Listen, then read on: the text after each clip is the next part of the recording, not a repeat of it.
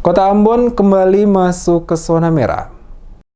Terhitung Selasa 27 Juli 2021, Kota Ambon kembali menyandang status zona merah, padahal predikat wilayah zonasi orange baru beberapa hari lalu disandang. Informasi perpindahan status orange ke merah ini oleh Koordinator Bidang Tempat dan Fasilitas Umum Satuan Tugas Penanganan COVID-19 Kota Ambon, Risat Luhukai. Diakuinya semenjak pemberlakuan PPKM berbasis mikro diperketat, telah memberi dampak pada turunnya zonasi merah ke orange, di mana angka terkonfirmasi menurun, diikuti tingkat kesembuhan, bahkan angka pasien meninggal juga menurun. Disebutkan angka penurunan kasus terkonfirmasi dan tingginya tingkat kesembuhan belum semata-mata menjamin kalau zonasi bisa terus bertahan. Salah satu yang mempengaruhi scoring zonasi adalah tingginya angka kematian. Dijelaskan ada 10 persyaratan yang menjadi tolak ukur penetapan zonasi suatu daerah, antara lain kasus positif, kasus kontak erat, dan kasus kematian masing-masing 50% pada minggu terakhir dari puncak terkonfirmasi. Dikatakan pada saat PPKM diberlakukan 8 hingga 22 Juli lalu, Ambon kembali ke zona orange. Namun skor penurunan belum terlalu signifikan, sehingga jika terjadi angka pasien meninggal cukup tinggi, yang otomatis mempengaruhi status zonasi wilayah.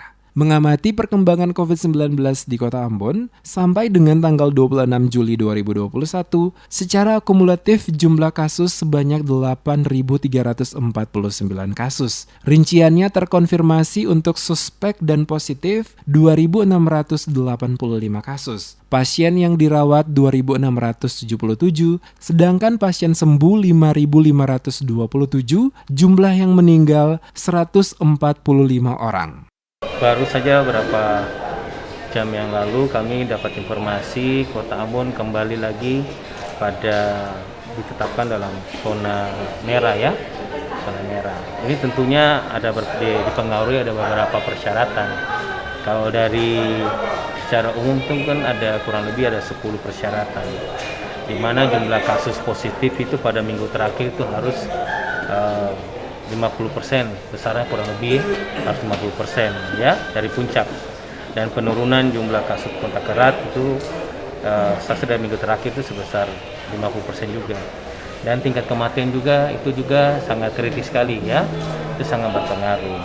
Nah, sehubungan dengan perubahan status zonasi tersebut, Luhukai belum memastikan langkah apa yang akan diambil pemerintah Kota Ambon. Tetapi dirinya menghimbau agar warga Kota Ambon tetap mematuhi protokol kesehatan yang dianjurkan untuk memutus mata rantai penyebaran. Diketahui terhitung tanggal 26 Juli hingga 8 Agustus 2021, pemerintah Kota Ambon resmi memperpanjang pemberlakuan PPKM, namun tidak lagi berbasis diperketat, tetapi PPKM Mikro Level 3. PPKM berbasis Mikro Level 3 memberikan kelonggaran bagi pelaku usaha, diantaranya pelaksanaan kegiatan makan minum di tempat atau di warung makan, restoran, kafe, PKL, lapak jajanan, rumah kopi, baik yang berada pada lokasi tersendiri maupun pusat perbelanjaan, dibuka hingga pukul 21 waktu Indonesia Timur dengan pembatasan 50% dari kapasitas. Untuk pusat perbelanjaan atau mal, pusat perdagangan, toko, swalayan, supermarket dibuka hingga pukul 21 waktu Indonesia Timur dengan pembatasan pengunjung 50% dan pemberlakuan protokol kesehatan secara ketat. Selanjutnya untuk kegiatan SPBU, perbengkelan, salon kecantikan, dan pemangkas rambut juga dibuka hingga pukul 21